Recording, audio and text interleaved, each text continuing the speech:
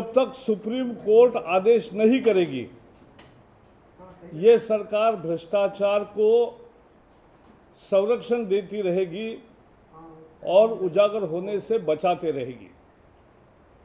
किस तरह से मनमोहन सरकार ने बहुमत जुटाया था, कैसे खरीदा था, इसका हमने बहुत बड़े प्रमाण पे सबूत सदन के सामने रखे कि किस तरह से सांसदों को रिश्वत देकर खरीदने के प्रयास हुए और कैसे बहुत सारे दलों से दो चार एक कैसे सांसद वहां गए और जो बहुमत नहीं था वो बहुमत कैसे पाया, ये भी सामने आया। अब उच्चतम न्यायालय के आदेश के बाद आज संजीव सक्सेना की गिरफ्तारी हुई है। ये वही शख्स है जिन्होंने हमारे 3 सांसदों के लिए 1 करोड़ रुपए लाए थे और वही 1 करोड़ रुपए सदन में हमारे सांसदों ने दिखाए थे कि रिश्वत के रूप में दल बदल के लिए उनको जो, अरे ये कौन है आदमी, ये कौन है आदमी, इसको पहले बाहर करो, इसको पहले फोन बंद करो, मैं दूंगा ही नहीं बाइट। आप पहले फोन बंद करो, आपके कारण मैंने रोका है। ओ भाई, अरे भाई,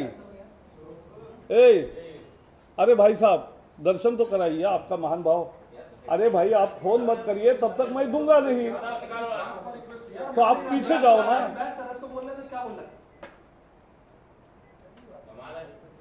इतना इररिस्पॉन्सिबल कैसे हो सकते? हाँ, फिर से कांग्रेस सरकार किस तरह से, आप जाइए ना प्लीज। ओ भाई साहब, आप पीछे जाइए ना, आप पीछे जाइए, हॉल के बाहर जाइए ना। हाँ,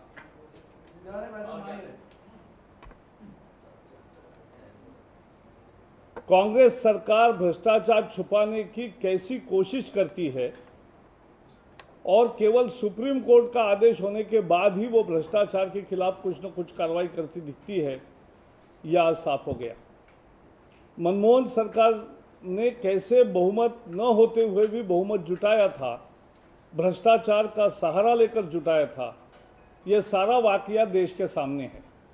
सरकार के पास सदन में बहुमत नहीं था, लेकिन पार्टियों के सांसदों को लालच देकर विभिन्न पार्टियों से कहीं से 1, कहीं से 2, कहीं से 4 सांसदों को उन्होंने लालच देकर अपने पक्ष में कर दिया। और इसी का एक प्रमाण हमारे 3 सांसदों को जब ये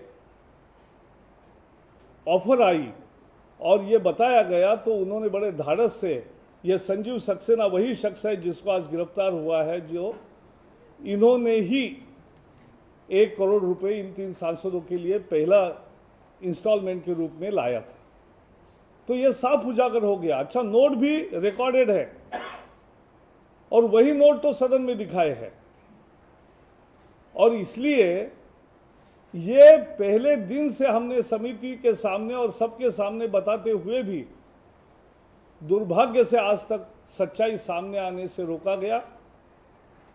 आज अगर ये जांच की शुरुआत हुई है देर से, लेकिन उच्चतम न्यायालय के आदेश के कारण, सरकार की इच्छा से नहीं हुई है। अगर सच्चाई से जांच होगी तो पता चलेगा कि संजीव सक्सेना का और अमर सिंह का क्या नाता है, ये पैसे किसने दिए, और संजीव सक्सेना के पास ये 1 करोड़ रुपए आकर उसने ये रिश्वत के रूप में कैसे दिए, सारी स्थिति साफ हो जाएगी। दूध का दूध, पानी का पानी हो जाएगा। और किस तरह से मनमोहन सरकार बचाने के लिए एक जुगाड़ हुआ था और पूरी तरह से भ्रष्टाचार से ही ये बहुमत कैसे हासिल किया था, ये सब सामने आएगा। और ये इस दशक का लोकतंत्र पर इतना बड़ा काला धब्बा है कि इसका सच्चाई सामने आना जरूरी था। सरकार रोक रही थी जांच को, आज उच्चतम न्यायालय के आदेश से ये शुरू हुआ है।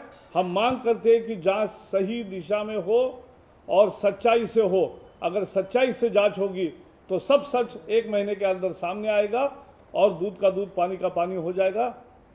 हम यही मांग करते हैं कि अब जांच जल्दी से और सच्चाई से पूरी हो और ये भ्रष्टाचार का पूरा जो बेनकाब होगी कांग्रेस, ये सारा देश देखेगा और बाद में हम कहेंगे क्या कहना है। The vote for cash for vote was the worst scam of democracy. It was a blot on democratic process of India.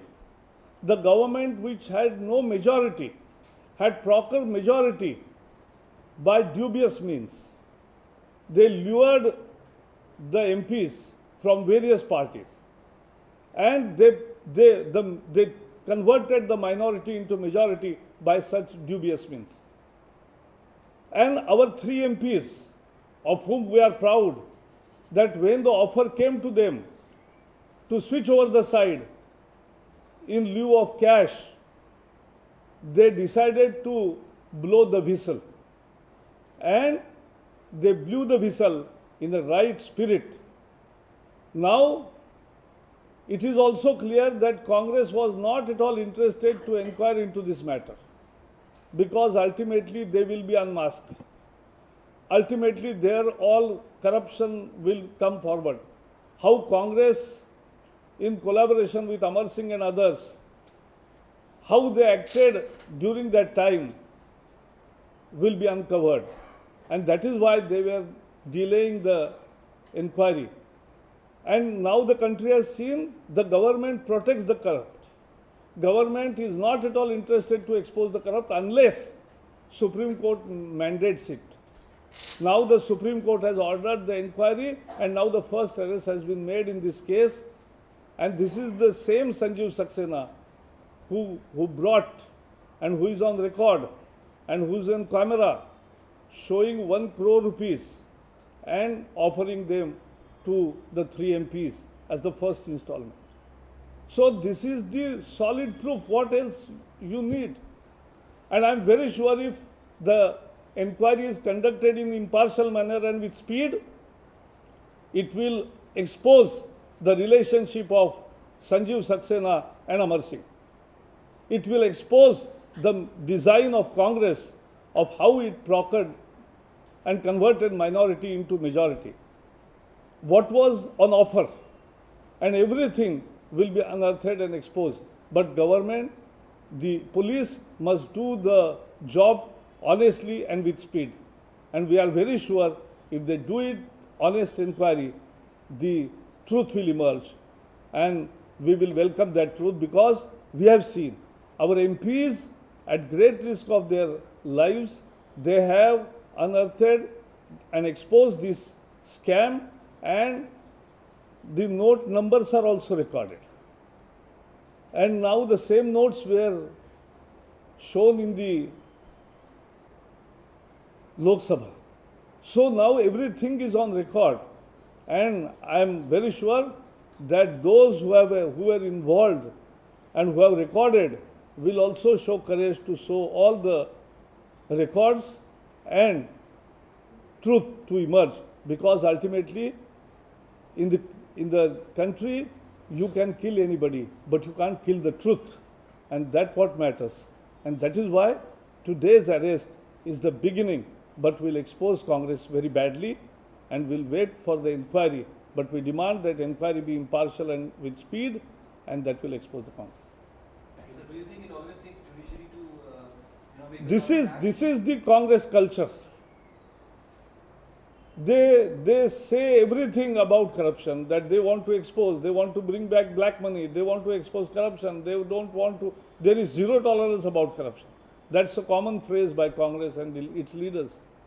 But the ultimate truth is that 2G, it was only because of the Supreme Court's order that the inquiry is on track. It is only because of the Supreme Court order that this arrest has happened. It is only in CWG case also, it was the Supreme Court which ordered, and that's why the inquiry and the resultant things are happening.